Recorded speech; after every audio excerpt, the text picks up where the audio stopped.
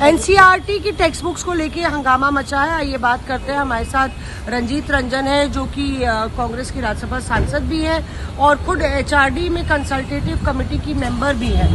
रंजीत, किस तरह से देखती हैं आप, क्योंकि एनसीईआरटी में अब मुगल शासकों की क्रूरता के बारे में भी बखान हो। देखिए, आप बिल्कुल मुगल शासकों की क्रूरता के बारे में बताएं और मैं रिक्वेस्ट करूंगी सरकार से, आप 10वें गुरु गोविंद सिंह जी के बारे में बताएं, कैसे उन्होंने औरंगजेब से लड़ाई लड़ी। आप गुरु नानक देव जी के बारे में बताएं, आप गुरु तेग बहादुर जी के बारे में बताएं, कैसे सारे हिंदुओं को मुसलमान बनाने की जब औरंगजेब बात कर रहे थे तो उन्होंने शहीदी मांगी, तो गुरु तेग बहादुर जी ने अपना शीश शहीद करके शीशगंज गुरुद्वारा, जिसका प्रूफ भी है, उसके बारे में भी बताएं।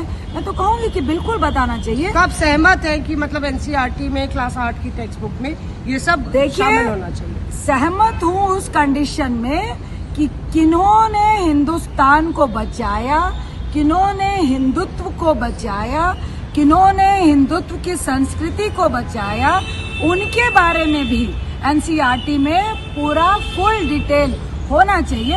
मैंने तो सदन में कहा था कि जिन्होंने जो 9वें गुरु तेग बहादुर जी, जिन्होंने औरंगजेब जो पूरी कौम हिंदू को मुसलमान बनाना चाह रहा था कि भाई धर्मांतरण करने का, तो उनके नाम से तो हम लोगों ने बोला, हिंदी चादर रखने के लिए बोला कि आप दिल्ली न्यूज स्टेशन का नाम गुरु तेग बहादुर जी के नाम पे रखिए। क्यों रखिए?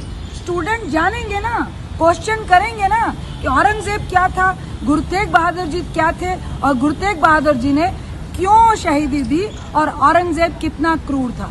बिल्कुल हम चाहते हैं, लेकिन पूरी हिस्ट्री बताने की बात हो, नीयत में खोट नहीं होनी चाहिए। आपको क्यों लगता है कि सरकार की नीयत में खोट है?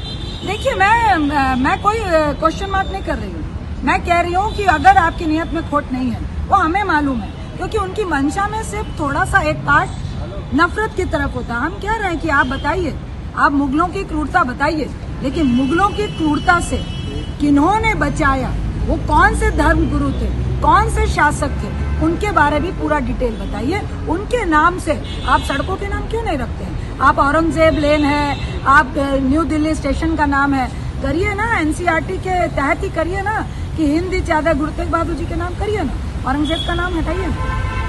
तो यहाँ पे ये भी सवाल उठ रहा है कि जिस तरह से क्लास 8 की जो टेक्स्ट बुक है उसमें बताया जा रहा है कि एक अलग से चैप्टर होगा, सम डार्कर पीरियड्स इन हिस्ट्री, उसमें बताया जाएगा कि किस तरह से मंदिरों को बर्बाद किया गया, मास किलिंग की गई, किस तरह से मुगल शासकों ने अपनी क्रूरता जो है पूरी तरीके से हिंदुस्तान को बर्बाद किया। देखिए, मैं कह रही हूँ कि आप क्रूरता का बखान करें, लेकिन साथ ही जिन्होंने इस हिंदुस्तान को सेव किया, इनकी संस्कृति को सेव किया, सनातन धर्म को सेव किया, वो कौन लोग थे, वो कौन गुरु थे, वो कौन संत थे।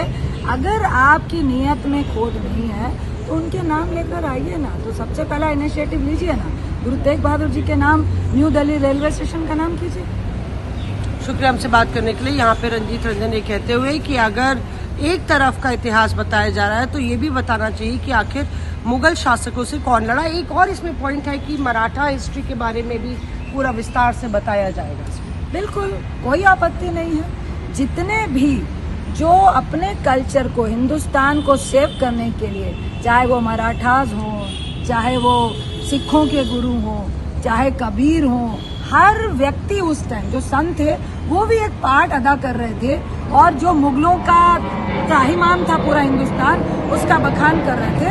तो डार्कर पीरियड के साथ जो सेवियर हैं, जिन्होंने हिंदुस्तान को बचाने पे अपनी पूरी कौम, क्या गुरु गोविंद सिंह जी ने अपने 4 बच्चे शहीद नहीं किए, अपनी माता को शहीद नहीं किया, अपने पिता गुरु तेग बहादुर जी को शहीद नहीं किया? वैसे ही मराठाओं ने, कई राजाओं ने अपने पूरे परिवार को शहीद नहीं किया। वो हिस्ट्री भी आनी चाहिए। शुक्रिया हमसे बात करने के लिए। यहाँ पे कहते हुए रंजीत रंजन अपनी राय देते हुए। मौसमी सिंह, दिल्ली।